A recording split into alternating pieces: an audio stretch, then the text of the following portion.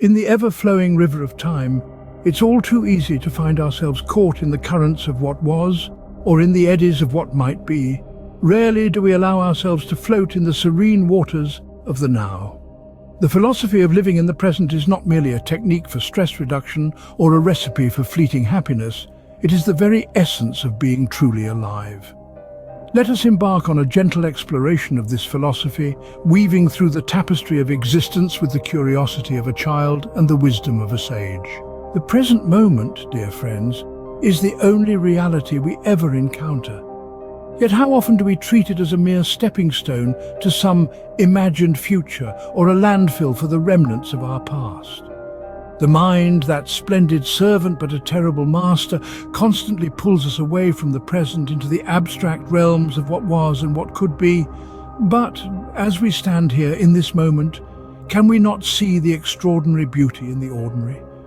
Can we not hear the silence that speaks louder than the cacophony of our thoughts? Living in the present does not entail a rejection of planning for the future or learning from the past. Rather, it invites us to experience life directly, without the intermediary of our thoughts and judgments. When we eat, can we taste each morsel, savoring the texture and flavor instead of planning our next meal? When we walk, can we feel the earth beneath our feet, the rhythm of our breath, and the dance of light and shadow instead of hurrying to our destination? The art of living in the present is, at its heart, an act of surrender. A surrender not to apathy or irresponsibility, but to the profound truth that life, in all its mystery and mundanity, unfolds in the eternal now. This moment, which we so often overlook, is where joy resides, where love blossoms, and where peace nestles.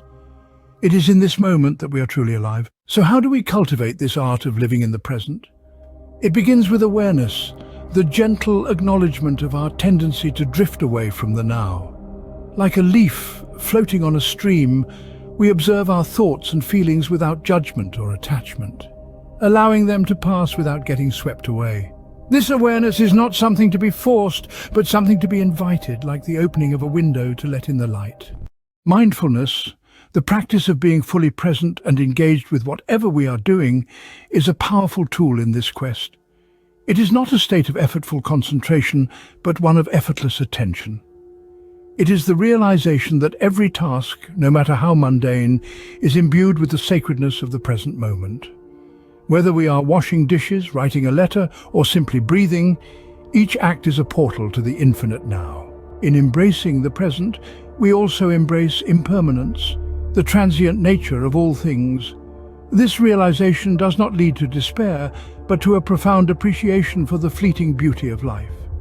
It teaches us to hold lightly to our joys and sorrows, knowing that, like the seasons, they too shall pass. It encourages us to love fully, to live passionately, and to act kindly without attachment to the outcome. To live in the present is to dance to the rhythm of life, with the universe as our partner. It is to wake up to the miracle of existence, to the wonder of the ordinary, and to the realization that in this moment we have everything we need.